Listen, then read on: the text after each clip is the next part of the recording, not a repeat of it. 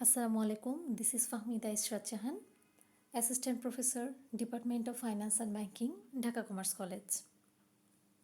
Today I am here to take a class of Financial Management in English for the student of Management 4th year, and I am requesting all of you to cooperate with me. সুপ্রিয় শিক্ষার্থীবৃন্দ, আশা করছি আপনারা প্রত্যেকে যথাসময়ে উপস্থিত হয়েছেন আজকের এই ক্লাসটি অ্যাটেন্ড করার জন্য।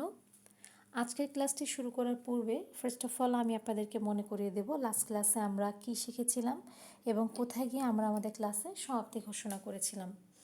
আফটার দ্যাট আমরা আমাদের আজকের ক্লাসটি শুরু করার চেষ্টা করব ইনশাআল্লাহ।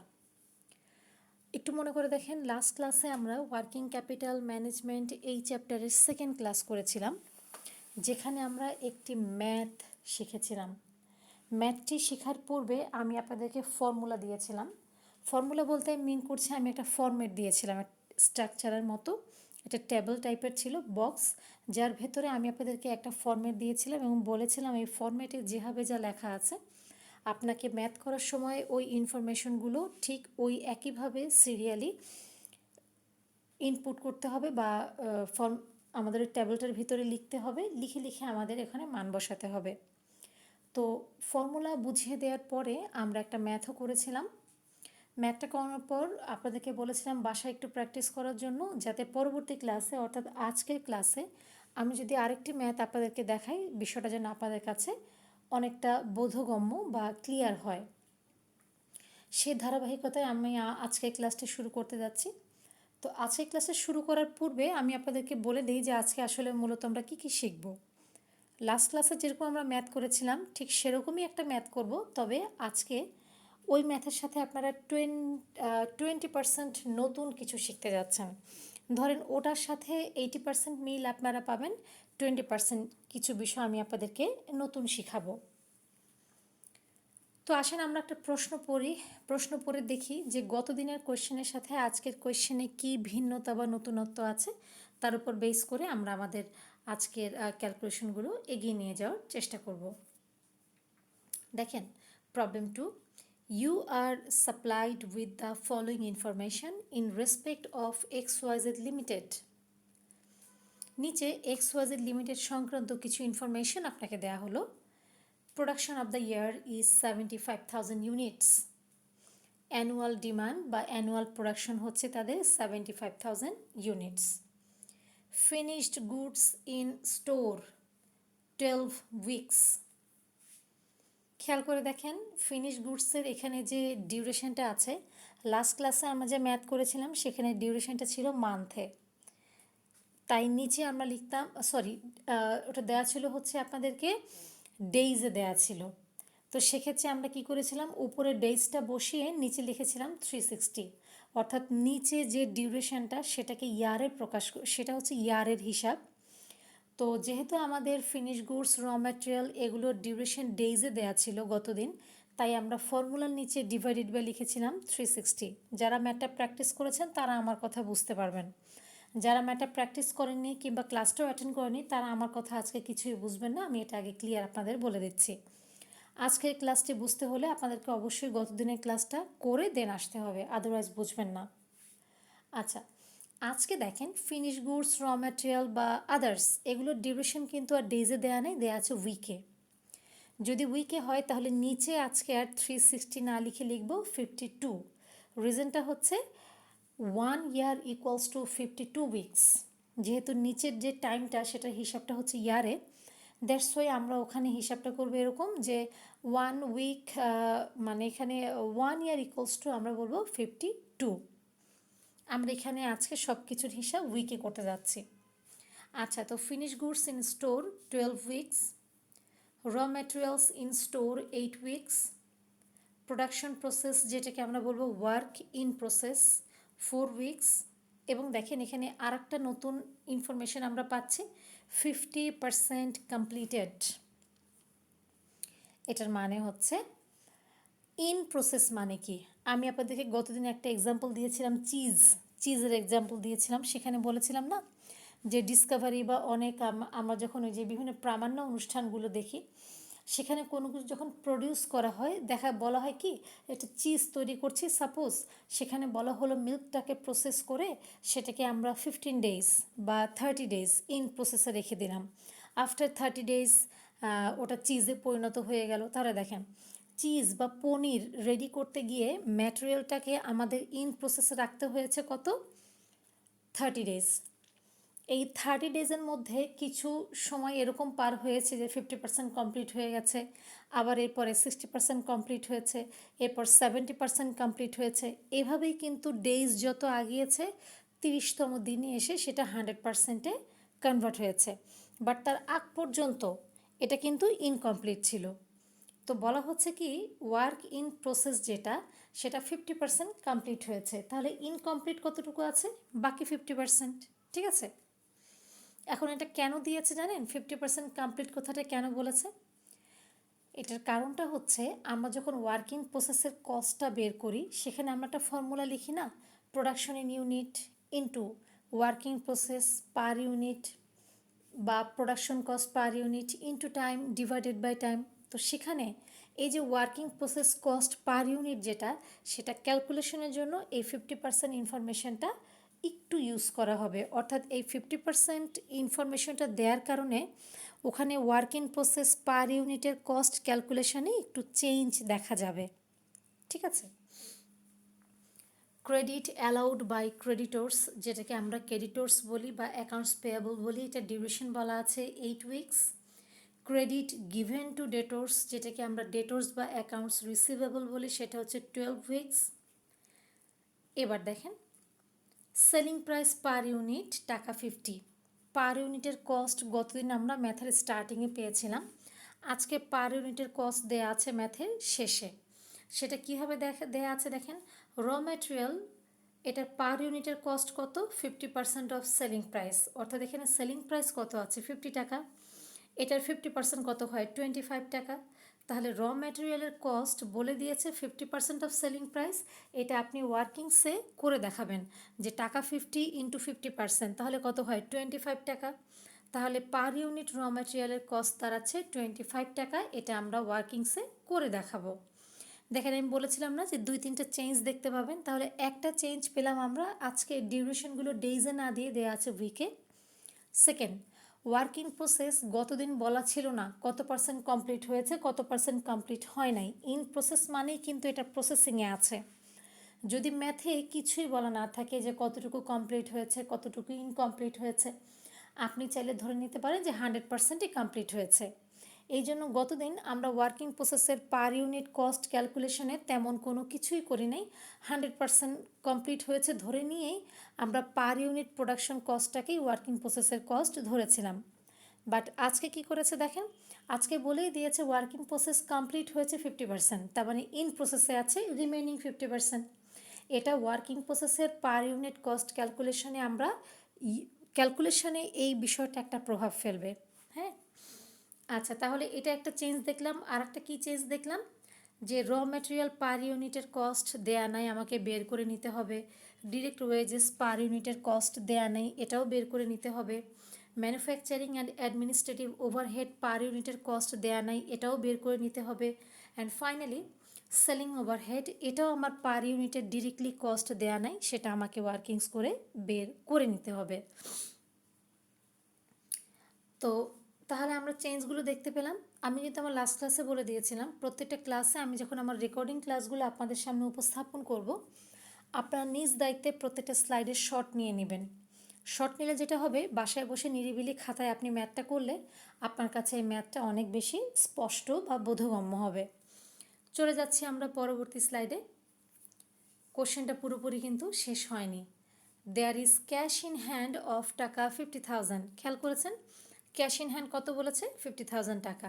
ওকে, regular production and sales cycle and wages overhead accrue evenly. Regular production এবং সেলস সাইকেল এগুলো কমপ্লিট হয়েছে, প্রোডাকশনটাও রেগুলারলি হয়েছে, সেলসটাও সাইক্লিক্যালি রেগুলার হয়েছে। And wages overhead accrue evenly, wages যেটা এটা অ্যাক্রুড বা বকেয়া ছিল। এখন এটা কি কতদিন বকেয়া ছিল? Wages are paid in the next month of accrual.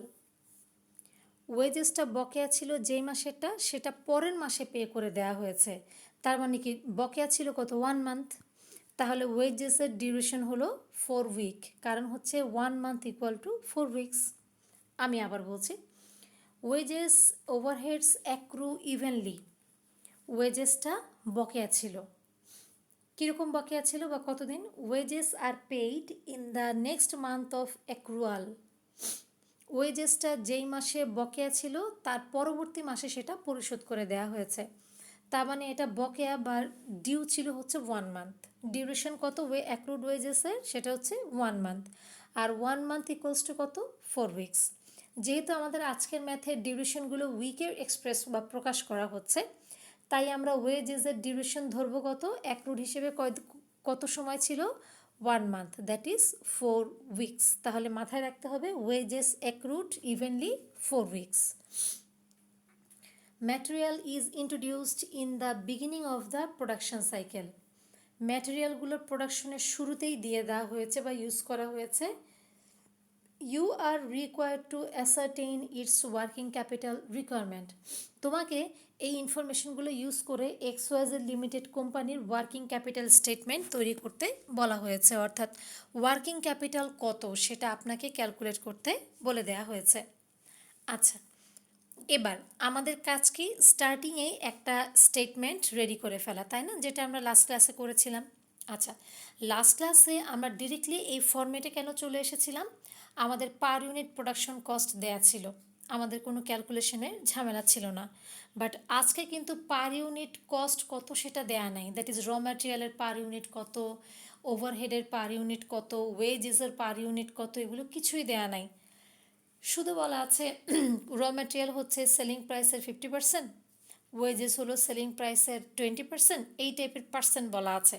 তাহলে এক্স্যাক্ট কত টাকা পার ইউনিট সেটা আমাকে বের করে নিতে হবে। তো সেই কারণে আমি যেটা করেছি, সলিউশনে স্টার্টিংটা করেছি কীভাবে? Calculation of cost per unit কস্টটা আমি ক্যালকুলেট করেছি কিভাবে? সেলিং প্রাইস পার ইউনিট, আমার কোশ্চেনে বলা আছে টাকা 50। একটু দেখাই কোথায় লেখা আছে। দেখেন, নিচে থেকে যদি ওপরের দিকে যান তাহলে 5 নাম্বার লাইনে নিচে থেকে ওপরের দিকে 5 number, selling price per unit টাকা 50। এখান থেকে আমরা পেয়েছি সেলিং প্রাইস পার ইউনিট টাকা 50। আচ্ছা, তো কী কী লেখা আছে? বলা ছিল র ম্যাটেরিয়াল 50% অফ সেলিং প্রাইস, এটা আমার কোশ্চেনে বলা ছিল। তাহলে সেলিং প্রাইসের 50% যদি হয়, সেলিং প্রাইস হলো 50 টাকা, তার 50% দাঁড়ায় 25 টাকা। তাহলে র ম্যাটেরিয়াল পার ইউনিট হচ্ছে টাকা 25। এবার আসেন, র ম্যাটেরিয়ালের পর আমার কোশ্চেনে বলা ছিল direct wages 10% of selling price. তো সেলিং প্রাইস কত আছে? 50 টাকা, তার 10% হচ্ছে টাকা 5। তাহলে wages per unit labour cost বা ডিরেক্ট ওয়েজেস হচ্ছে টাকা 5। ম্যানুফ্যাকচারিং অ্যান্ড অ্যাডমিনিস্ট্রেটিভ ওভারহেড বলা আছে 16% অফ সেলিং প্রাইস।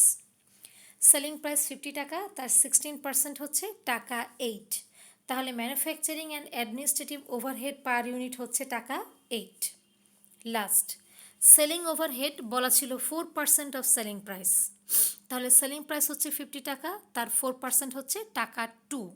তাহলে আমরা পাচ্ছি র ম্যাটেরিয়াল পার ইউনিট টাকা 25, ডিরেক্ট ওয়েজেস পার ইউনিট টাকা 5, ম্যানুফ্যাকচারিং অ্যান্ড অ্যাডমিনিস্ট্রেটিভ ওভারহেড টাকা 8, এটি কিন্তু পার ইউনিট, হ্যাঁ।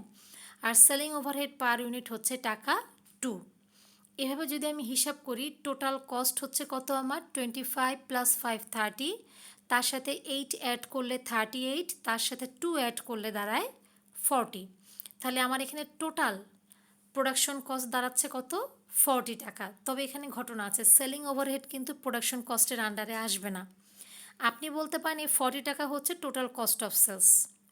আর টোটাল প্রোডাকশন কস্টের কথা যদি বলেন তাহলে প্রথম তিনটা, that is raw material, wages আর ওভারহেড। 25 + 5 + 8 = 38। এই 38 টাকা হচ্ছে টোটাল প্রোডাকশন কস্ট। আর এই যে 2 টাকা আছে সেলিং ওভারহেড, এটা যদি আমি 38-এর সাথে অ্যাড করে দেই তাহলে দাঁড়াবে হচ্ছে টোটাল কস্ট অফ সেলস। তাহলে আমার total per unit production cost হচ্ছে 38 টাকা, per unit cost of sales হচ্ছে 40 টাকা। এবার দেখেন আমরা চলে যাচ্ছি আমাদের ফরম্যাটে। কি করতে হয়, প্রথমে লিখতে হয় কি, নাম্বার এ লিখে কারেন্ট অ্যাসেটস, তার আন্ডারে নাম্বার 1 ইনভেন্টরি, ইনভেন্টরির আন্ডারে 3টা রোমান ইউজ করা হয়, রোমান 1 র material, Roman 2 work in process, Roman 3 হচ্ছে ফিনিশ গুডস। র ম্যাটেরিয়ালসে কী বলা আছে, ফর্মুলাটা কি হবে, raw materials in unit into cost of raw material per unit into time divided by time. আচ্ছা, র ম্যাটেরিয়ালস পার ইউনিট হচ্ছে কত, 75,000। দেখেন এটা আমাদের কোশ্চেনের স্টার্টিংয়েই বলা ছিল, production of the year is 75,000 units. তো সেখান থেকে আমি পেয়েছি র ম্যাটেরিয়াল ইন ইউনিট হচ্ছে 75,000, cost of raw material per unit এইমাত্র আমরা বের করেছি। দেখেন raw material 50% of selling price, per unit হচ্ছে টাকা 25, এখান থেকে পেয়েছি into time divided by time. কোশ্চেনে দেখেন আমাদের র ম্যাটেরিয়ালস ইন স্টোর বলা ছিল কত, 8 উইকস, দেখতে পাচ্ছেন। তো সেখান থেকে আমরা টাইমটা পেয়েছি কত, উপরে ইন্টু 8 ডিভাইডেড বাই, এবার কিন্তু আমরা 1 ইয়ারকে উইকে কনভার্ট করলে 52 উইকস ইকুয়াল টু 1 ইয়ার, তাহলে আমরা ডিভাইডেড বাই টাইমের জায়গায় লিখবো হচ্ছে 52। এভাবে যদি আমরা উপরের 3টাকে গুণ করে 52 দিয়ে ভাগ করে দেই, তাহলে র ম্যাটেরিয়ালের কস্ট টোটাল দাঁড়ায় হচ্ছে 2,88,462। এবার আসি work in process. Work in প্রসেসে বলেছে production in unit into cost of production per unit into time divided by time. তো প্রোডাকশন ইন ইউনিট আছে 75,000, cost of production per unit বলতে এখানে cost of working process per unit. তো আমি কি বলেছিলাম, আমার এখানে ওয়ার্কিং প্রসেসের পাশে একটা কথা লেখা আছে, দেখেন প্রোডাকশন প্রসেস 4 উইকস, ফার্স্ট ব্র্যাকেটে লেখা আছে 50% কমপ্লিটেড। এই 50% কমপ্লিটেড হওয়ার কারণে আমার working process per unit cost ক্যালকুলেশনে একটা চেঞ্জ আসবে। দেখেন আমি ওয়ার্কিংসটা করেছি, cost of working process per unit, এটা কিভাবে বের করব। আচ্ছা, তো দেখেন raw material per unit plus second ব্র্যাকেটে wages per unit plus manufacturing overhead per unit, এই দুটোকে যোগ করে আমি মাল্টিপ্লাই করব 50% দিয়ে। কারণ কি বলেছে, 50% কমপ্লিট হয়েছে, রিমেনিং 50% কিন্তু ইনকমপ্লিট, আমি ইনকমপ্লিটটা কত সেটাই বের করতে যাচ্ছি। তাহলে র ম্যাটেরিয়াল পার ইউনিট 25 টাকা, আমি বারবার স্লাইড চেঞ্জ করছি না, আপনাদেরকে শুরুতে আমি দেখিয়ে দিয়েছি। র মেটেরিয়াল পার ইউনিট আমরা ক্যালকুলেট করে পেয়েছিলাম 25 টাকা, প্লাস ওয়েজেস পার ইউনিট আমরা ক্যালকুলেট করে পেয়েছিলাম টাকা 5, manufacturing overhead per unit calculate করে পেয়েছিলাম আমরা 8। এখন 5 আর 8 যদি যোগ করি তাহলে হয় 13, এটার 50% হয় হচ্ছে 6.5। এবার সেই 6.5-এর সাথে 25 যোগ করলে আমরা পাবো 31.5। তাহলে ওয়ার্কিং প্রসেস পার ইউনিট আমরা পাচ্ছি কত, 31.5। খেয়াল করেছেন, যদি কোশ্চেনে এরকম ফার্স্ট ব্র্যাকেটে বা সাইডে লেখা থাকে এত পার্সেন্ট কমপ্লিট হয়েছে, আপনি বের করবেন ইনকমপ্লিট কতটুকু। সাপোজ যদি আমার কোশ্চেনে বলা থাকতো যে 60% কমপ্লিট, এখন আপনার দরকার কতটুকু, ইনকমপ্লিটটুকু দরকার, তাহলে ইনকমপ্লিট কত, 40%। সেম ফর্মুলায় আপনি এখানে 50% না লিখে লিখবেন 40%, কারণ আপনার ইনকমপ্লিটটুকুই ইন প্রসেসে আছে, ঠিক আছে, বাকিটুকু তো ফিনিশ গুডসে চলে গেছে। তাহলে আমি working process per unit cost কত পাচ্ছি, 31.5 টাকা। দেখেন সেটা আমি বসিয়েছি, production in unit 75,000 into cost of production per unit বলতে মিন করেছি ওয়ার্কিং প্রসেস পার ইউনিট, যেটা আমি এইমাত্র পেয়েছি 31.5 ইন্টু টাইম। ওয়ার্কিং প্রসেসের পাশে বলা ছিল প্রোডাকশন প্রসেস 4 উইকস, তো টাইমের জায়গায় লিখেছি 4 ডিভাইডেড বাই টাইম, এই ডিভাইডেড বাই টাইম বলতে ইয়ারকে মিন করছে, অর্থাৎ 52। এবার উপরের 3টাকে গুণ করে 52 দিয়ে যদি ভাগ করে দেই, তাহলে আমার ওয়ার্কিং প্রসেসের টোটাল কস্টটা দাঁড়াচ্ছে 1,81,731। এভাবে আমরা র ম্যাটেরিয়ালস আর ওয়ার্কিং প্রসেসের কস্ট পেয়ে গেলাম। এখন বাকি আছে কি, ফিনিশড গুডস। আচ্ছা, তো ফিনিশড গুডসের ফর্মুলা কি, production in unit into cost of finished goods per unit into time divided by time. আচ্ছা, তো production in unit 75,000 into cost of finish goods per unit. এখন দেখি আমাদের ফিনিশ গুডসের অবস্থা কী। ফিনিশড গুডস, ফিনিশ গুডস মানে কিন্তু 100% কমপ্লিট হয়ে আছে। হ্যাঁ, তো সেখানে দেখেন raw material per unit plus wages plus manufacturing overhead, আমি বলেছিলাম এই তিনটার যোগফলটাই হচ্ছে টোটাল কস্ট অফ প্রোডাকশন বা ফিনিশ গুডস। আর সেলিং ওভারহেড যেটা, ওটা কিন্তু কস্ট অফ সেলসের আন্ডারে যাবে, ওটা প্রোডাকশনের সাথে আসবে না। তাহলে র ম্যাটেরিয়াল পার ইউনিট পেয়েছিলাম 25, ওয়েজেস পার ইউনিট পেয়েছিলাম 5, ম্যানুফ্যাকচারিং ওভারহেড পার ইউনিট পেয়েছিলাম 8। এবার এই তিনটা যোগ করলে আমরা পাচ্ছি 38। তাহলে ফিনিশ গুডস পার ইউনিট বা total production cost per unit হচ্ছে টাকা 38। এবার আমরা ফর্মুলা পেজে চলে গিয়ে মান বসাই। তাহলে cost of finish goods per unit 38 into time. টাইমের ক্ষেত্রে আপনাদেরকে আমি একটু দেখিয়ে দিই। দেখেন, finished goods in store 12 weeks বলে দেয়াই আছে, তাহলে উপরে আমরা বসাচ্ছি 12 ডিভাইডেড বাই ওই যে 1 ইয়ারের হিসাবে 52। তাহলে উপরের তিনটা গুণ করে 52 দিয়ে ভাগ করলে আমাদের টোটাল ফিনিশ গুডস দাঁড়ায় 6,57,692। তাহলে রোমান 1 ছিল ইনভেন্টরি, রোমান 2 ছিল আমাদের working process, Roman 3 finish goods. এই তিনটা যোগ করে আমরা পাবো 11,27,885। এরপরে কি আছে, ডেটর্স ছিল। ডেটর্স এটার ফর্মুলা হচ্ছে credit sales in unit into cost of sales per unit into time divided by time. এখন আপনাদের কোশ্চেন হচ্ছে মিস ডেটর্স কোথায় ছিল। আসি একটু কোশ্চেনের দিকে যাই আমরা, আপনাদেরকে ডেটর্সটা আমি দেখিয়ে দিই কোথায় পেয়েছি। ওপর থেকে দেখেন ফিনিশ গুডস এন্ট্রি করেছি, র ম্যাটেরিয়ালস এন্ট্রি করেছি, প্রোডাকশন প্রসেস এন্ট্রি করেছি। এবার কারেন্ট অ্যাসেটের মধ্যে আমাদের নেক্সট কি আসে, ডেটর্স। পরবর্তী লাইনে লেখা আছে ক্রেডিট অ্যালাউড বাই ক্রেডিটর্স, তার নিচে লেখা আছে ক্রেডিট গিভেন টু ডেটর্স, এবং সেটা কত, 12 উইকস। ওকে, তাহলে আমরা চলে যাচ্ছি ডেটর্সের জায়গায়।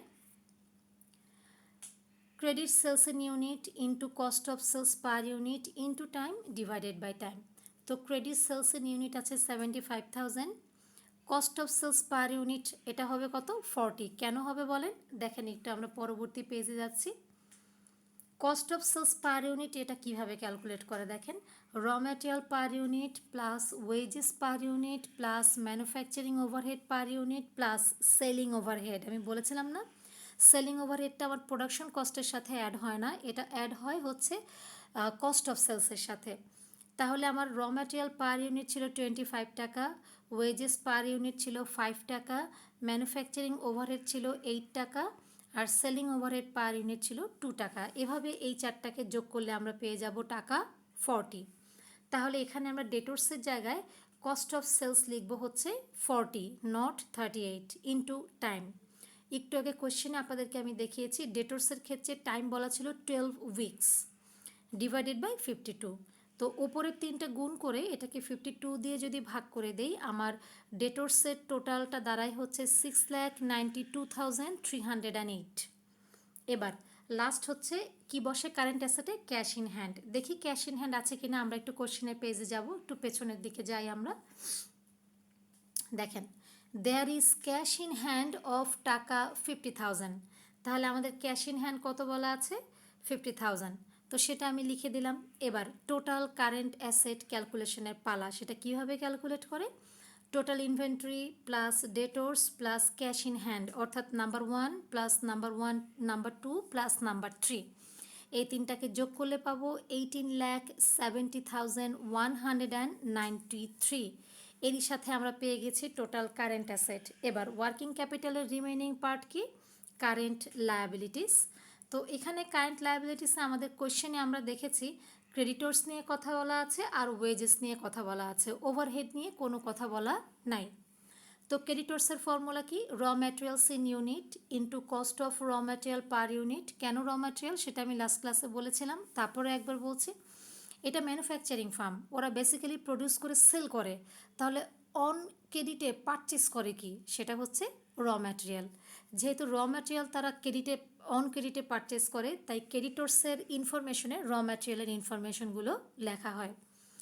তো র ম্যাটেরিয়াল ইন ইউনিট 75,000, আর cost of raw material per unit আপনারা দেখেছেন আমরা বের করেছি 25 টাকা ইন্টু টাইম।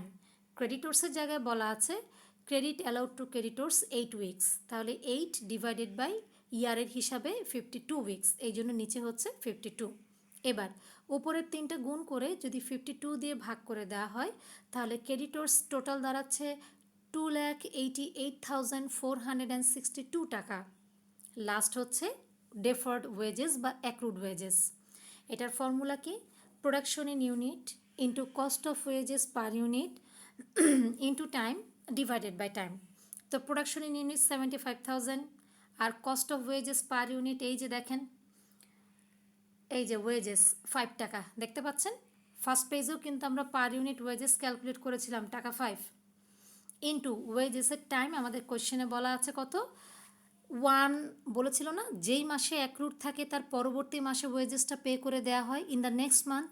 আর তাহলে 1 মান্থ যদি ডিউ থাকে 1 মান্থ কত উইক ইকুয়ালস টু 1 মান্থ, সেটা হচ্ছে 4 উইকস ইকুয়াল টু 1 মান্থ। তো divided by into 4 divided by 52। এবার উপরের তিনটা গুণ করে যদি 52 দিয়ে আমরা এটাকে ভাগ করে দিই 28,846 টাকা হয় ডেফার্ড ওয়েজেস। আমাদের কারেন্ট লায়াবিলিটিসে আজকে আর কোনো ইনফরমেশন ছিল না। এবার তাহলে 5 আর 6 এই দুটো যদি যোগ করে দিই টোটাল কারেন্ট লায়াবিলিটিস সেটা দাঁড়ায় হচ্ছে 3,17,308, যেটা আমি সেকেন্ড কলামে লিখব। এবার নেট ওয়ার্কিং ক্যাপিটাল বা ওয়ার্কিং ক্যাপিটাল সেটা হচ্ছে total current assets minus total current liabilities. Total current assets একটু দেখেন 18,70,193 একদম নিচে দেখতে পাচ্ছেন। আর লায়াবিলিটিস কত 3,17,308, এই দুটো যদি মাইনাস করি 15,52,885। তো এই ছিল আমাদের আজকের আলোচনা। আপনাদের দায়িত্ব একটাই, আমি আবারও বলছি, যদি আপনারা এই পার স্লাইডের স্ক্রিনশট নিয়ে বাসায় প্র্যাকটিস না করেন, আমি সারাদিন স্লাইড নিয়ে বসে থাকলেও কিন্তু আপনারা কেউ কিছু বুঝবেন না। আপনাদের প্রতি আমার আহ্বান, আমি যে ম্যাথ দুটো করিয়েছি এই দুটো ম্যাথ একটু ভালো করে প্র্যাকটিস করেন, আমার মনে হয় তাহলে আপনাদের আর কোনো সমস্যা থাকবে না। আর পাশাপাশি যার যে রাইটারেরই বই আছে কাইন্ডলি ওই বইটা খুলে আপনারা প্র্যাকটিস শুরু করে দেন। তো এই ছিল আজকের আলোচনা। Thank you so much for being with me. This is the end of this class for today. See you in the next class. Till then bye bye, সবাইকে আল্লাহ হাফেজ।